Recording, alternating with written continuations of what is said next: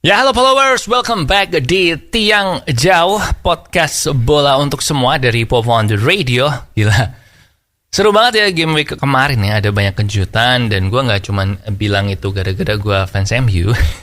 Tapi emang seru-seru pertandingannya, di luar dugaan, ada banyak. Dan prediksi gue juga lumayan, jadi dari 11 match kemarin, ada 6 match yang gue bener hasilnya dan 3 match bener sampai ke skornya. Jadi nilai gue minggu lalu game weeknya 9 poin. Ya lumayan lah target gue. Sebenarnya tiap game week tuh gue pengen targetnya dapat 10 poin ya. Cuma separuh dari total yang bisa gue dapatkan. Kalau bener hasilnya 1 poin dan kalau bener skornya itu tambah 1 poin lagi. Anyway, sebelum kita review beberapa pertandingan kemarin, ada beberapa berita gue kasih ya. Ada 3 berita singkat. Yang pertama, Arsenal fix membuat Declan Rice, gelandang bertahannya West Ham, itu menjadi top priority transfer mereka nanti di musim panas untuk memperkuat gelandang bertahannya Arsenal. Dan yang kedua, pemain baru Chelsea, si Mykhailo Mudryk, itu ternyata 20 juta dari hasil penjualannya itu dipakai sama klubnya Shakhtar Donetsk untuk disumbangkan ke usaha perang antara Ukraina Rusia. Dan yang berita terakhir, ada bisnismen asal Saudi Arabia yang rela membayar 40 miliar buat nonton Ronaldo versus Messi di friendly match besok Kamis, sekaligus masuk ke locker room pemain dan bisa ngobrol-ngobrol sama Messi sama Ronaldo. 40 miliar, men. Ini bukan untuk kaum mendang-mending sih ya. Oke, langsung aja sekarang kita review beberapa match di Tiang Jauh.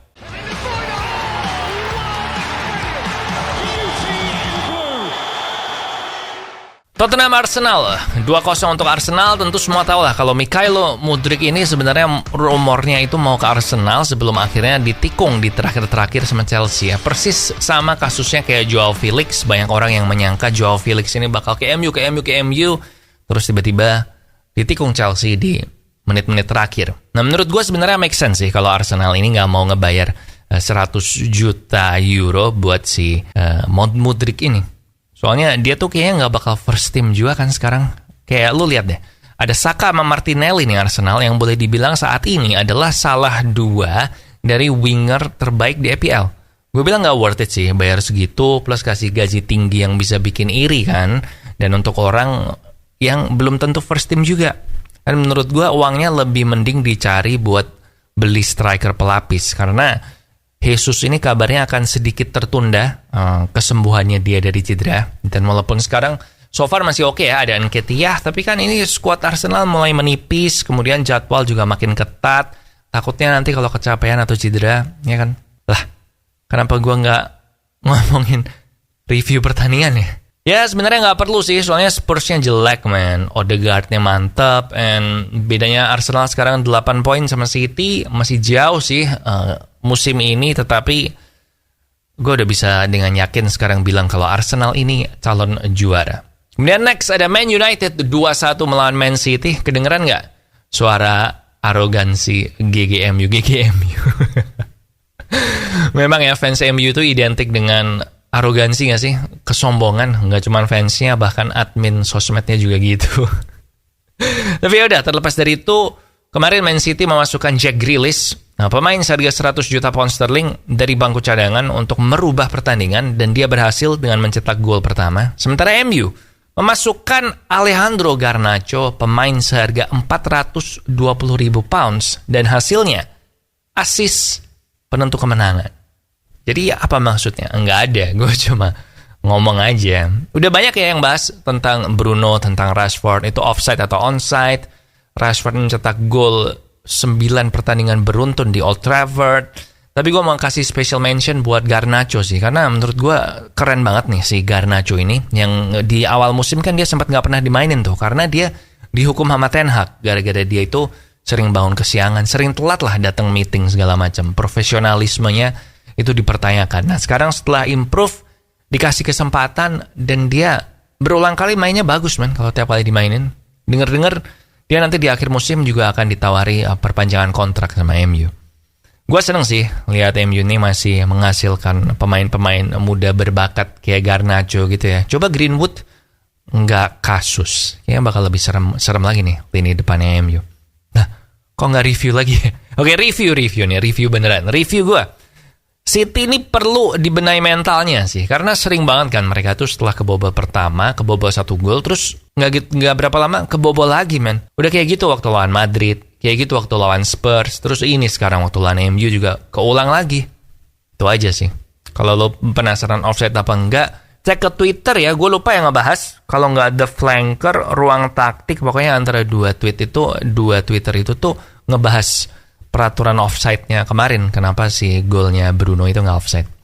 Apalagi ya, babak pertama gue bilang mainnya bagus MU, babak kedua sampai gol pertama mainnya bagus City, terus habis itu MU-nya bagus lagi sih. Itu review singkat. And then next, ada Brighton 3-0 Liverpool.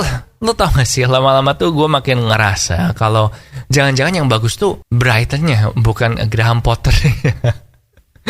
Jago sih Brighton. Si Roberto De Zerbi juga jago. Hebatnya lagi ini Brighton tuh gak masang Trossard udah beberapa pertandingan, karena Trossard ini kan berantem ya sama De Zerbi dan dia minta dijual.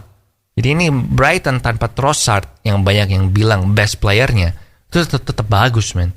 Solly March sama Mitoma terutama, gila keren banget sih. Mitoma itu berkali-kali kayak mempermainkan Trent Alexander-Arnold. Nah, di akhir pertandingan ini klub bilang kalau nanti di musim panas dia akan merombak skuadnya. Dia bilang dia tidak akan loyal sama pemain-pemain yang main jelek, dan dia juga bilang penampilan Liverpool kemarin adalah penampilan terburuk timnya dia sepanjang karir. Yang menurut gue ini penilaian yang cukup parah, karena musim terakhirnya klub di Dortmund tuh di zona degradasi, men. Berantem sama degradasi. Jadi kita lihat aja ya nanti bener apa enggak Klopp ini akan merombak di akhir musim apa enggak.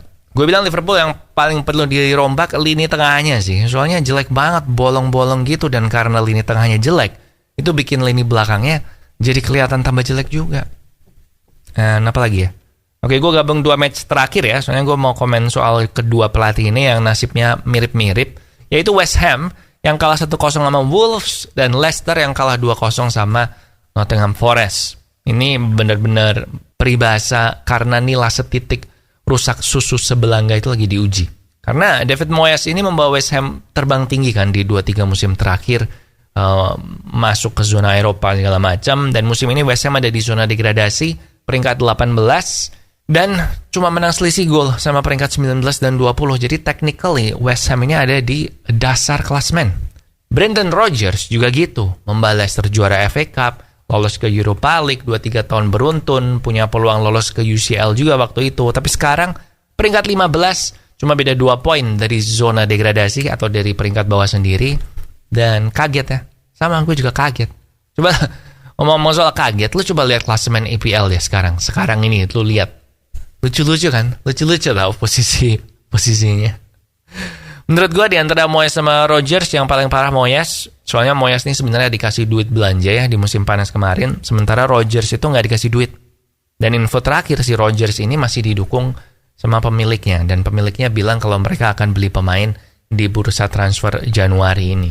Nah, West Ham nggak ada kabar dari pemiliknya, so maybe Moyes lebih nggak aman sih dari Rodgers posisinya. So itu review beberapa pertandingan kemarin, and sekarang waktunya prediksi dan PPP atau partai pilihan Popo. Udah jelas, partai pilihan Popo adalah Liverpool lawan Chelsea, Arsenal lawan Man United, dan Bournemouth Nottingham Forest. Bournemouth Nottingham Forest gue bilang bakal seru, mereka berdua sama-sama tim promosi, biasanya high scoring game, dan ini Nottingham Forest juga lagi meningkatkan permainannya. Jadi gue bilang ini bakal permainan terbuka sih. Udah, itu prediksinya lo bisa lihat di layar ya, prediksi skornya gue. And I guess that's it buat yang jauh kali ini. Dengerin terus Popo on the Radio, subscribe juga ke channel YouTube gue kalau belum, karena sangat membantu kita kalau lu subscribe. Kalau lu suka konten ini, di like juga. And kita ketemu lagi di Popo on the Radio dan juga di Off the Record atau podcast yang ngebahas di luar sepak bola. Oke, di sini Popo Kusen. Thank you for watching and I'll see you when I see ya.